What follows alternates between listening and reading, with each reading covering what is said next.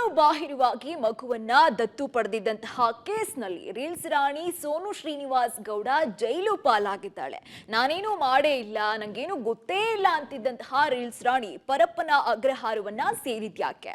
ಅಷ್ಟಕ್ಕೂ ಪೊಲೀಸರ ತನಿಖೆಯಲ್ಲಿ ಏನೆಲ್ಲ ಮಾಹಿತಿ ಸಿಕ್ತು ಅಂತೀರಾ? ಅದನ್ನೇ ತೋರಿಸ್ತೀವಿ ನೋಡಿ. ಪರಪ್ಪನ ಅಗ್ರಹಾರಕ್ಕೆ ರೀಲ್ಸ್ ರಾಣಿ ಸೋನು ಶಿಫ್ಟ್. 14 ದಿನಗಳ ಕಾಲ ಸೋನುಗೆ ನ್ಯಾಯಾಂಗ ಬಂಧನ. ಬೆಂಗಳೂರು ಸಿಜೆಎಂ ಕೋರ್ಟ್ನಲ್ಲಿ ಆದೇಶ. ಸೋನು ಶ್ರೀನಿವಾಸ್ ಗೌಡ ಈ ಹೆಸರು ಸೋಷಿಯಲ್ ಮೀಡಿಯಾದಲ್ಲಿ ತುಂಬಾನೇ ಫೇಮಸ್. ರೀಲ್ಸ್ ಮಾಡಿಕೊಂಡು ಬಿಂದಾಸ್ ಲೈಫ್ ಲೀಡ್ ಮಾಡ್ತಾ ಇದ್ದ ಸೋನುಗೆ ಇದೇ ವಿಡಿಯೋನೇ ಕಂಟಕವಾಗಿ ಜೈಲು ಸೇರುವಂತೆ ಮಾಡಿದೆ. ರಾಯಚೂರು ಮೂಲದ 8 ವರ್ಷದ ಮಗುವನ್ನ ಜೊತೆಗೆ ಇಟ್ಕೊಂಡಿದ್ದಂತಹ ಸೋನು ಆ ಮಗುವನ್ನ ರೀಲ್ಸ್ ನಲ್ಲಿ ಬಳಸಿಕೊಂಡು ನಾನು ಈ ಮಗುವನ್ನ ದತ್ತು ತಗೊಂಡಿದ್ದೀನಿ ಅಂತ ವಿಡಿಯೋ ಮಾಡಿ ತನ್ನ ಅಕೌಂಟ್ ನಲ್ಲಿ ಹರಿಬಿಟ್ಟಿದ್ರು. ಇನ್ನು ಈ ವಿಡಿಯೋ ನೋಡಿದಂತಹ ಜಿಲ್ಲಾ ಮಕ್ಕಳ ಹಕ್ಕುಗಳ ರಕ್ಷಣಾ ಅಧಿಕಾರಿಗಳು ಬೆಂಗಳೂರಿನ ಬ್ಯಾಡ್ರಹಳ್ಳಿ ಪೊಲೀಸ್ ಠಾಣೆಗೆ ಸೋನು ವಿರುದ್ಧ ದೂರನ್ನ ನೀಡಿದ್ರು. ಇನ್ನು ಎಫ್ಐಆರ್ ದಾಖಲಿಸಿಕೊಂಡಂತಹ ಪೊಲೀಸರು ಸೋನು ಶ್ರೀನಿವಾಸ್ ಗೌಡರನ್ನ ಬಂಧನ ಮಾಡಿ ವಿಚಾರಣೆ ನಡೆಸಿ ಕೋರ್ಟ್ ಮುಂದೆ ಹಾಜರುಪಡಿಸಿ 4 ದಿನಗಳ ಕಾಲ ಪೊಲೀಸ್ ಕಸ್ಟಡಿಗೆ ಪಡ್ಕೊಂಡ್ರು. ರಾಯಚೂರಿನಲ್ಲೂ ಮಾಹಿತಿ ಕಲೆ ಹಾಕಿರೋ ಕಾಕಿ. ಇನ್ನು ಸೋನು ವಶಕ್ಕೆ ಪಡೆದಿದ್ದಂತಹ ಪೊಲೀಸರು ಬ್ಯಾಡರ್ಹಳ್ಳಿಯಲ್ಲಿ ಈಕೆ ವಾಸಿಸ್ತಾ ಇದ್ದಂತಹ ಮನೆ ಹಾಗೂ ಅಕ್ಕಪಕ್ಕದ ಸ್ಥಳೀಯರಿಂದ ಮಗು ದತ್ತು ಪಡೆದ ಬಗ್ಗೆ ಮಾಹಿತಿಯನ್ನ ಪಡೆದಿದ್ರು. ನಂತರ ರಾಯಚೂರಿಗೆ ಕರ್ಕೊಂಡು ಹೋಗಿ ಮಗುವಿನ ಪೋಷಕರನ್ನು ಕೂಡ ವಿಚಾರಣೆಗೆ ಒಳಪಡಿಸಿದ್ರು. ಈ ವೇಳೆ ಮಗುವನ್ನ ಹಣಕ್ಕೆ ಮಾರಾಟ ಮಾಡಿಲ್ಲ, ಬದಲಿಗೆ ನಾನೇ ಜೊತೆಗೆ ಇಟ್ಕೋತೀನಿ ಅಂತ ಕರ್ಕೊಂಡು ಹೋಗಿದ್ದಾಳೆ ಅನ್ನೋದು ಗೊತ್ತಾಗಿತ್ತು.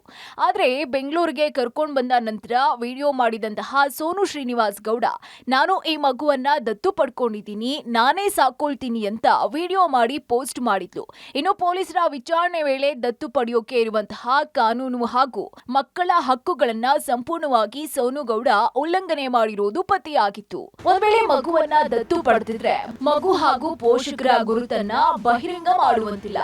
ಈ ಎಲ್ಲಾ ನಿಯಮಗಳನ್ನ ಉಲ್ಲಂಘನೆ ಮಾಡಿದ ಹಿನ್ನೆಲೆಯಲ್ಲಿ ಬೆಂಗಳೂರು ಸಿಜೆಎಂ ಕೋರ್ಟ್ ಮುಂದೆ ಸೋನುಳನ್ನ ಹಾಜರುಪಡಿಸಲಾಗಿತ್ತು. ಇನ್ನು ವಿಚಾರಣೆ ನಡೆಸಿದಂತಹ ಕೋರ್ಟ್ 14 ದಿನಗಳ ಕಾಲ ನ್ಯಾಯಾಂಗ ಬಂಧನಕ್ಕೆ ನೀಡಿ ಆದೇಶವನ್ನ ಹೊರಡಿಸಿತು. ಎನ್ಕ್ವೈರಿ ನಡೀತಾ ಇದೆ. ಲೀಗಲ್ ಆಗಿ ಪ್ರೊಸೆಸಿಂಗ್ ಮಾಡ್ತಿದ್ದೀನಿ ಅಷ್ಟೇ, ಏನೂ ಪ್ರಾಬ್ಲಮ್ ಇಲ್ಲ. ಒಂದು ಹುಡುಗಿನ ರಕ್ಷಣೆ ಮಾಡೋಕ್ಕೆ ಅಂತ ನಾನು ಕರ್ಕೊಂಡು ಬಂದಿದ್ದು. ಸ್ಟಿಲ್ ಅವಳು ಸೇಫ್ ಆಗಿದ್ದಾಳೆ, ಆರಾಮಾಗಿದ್ದಾಳೆ.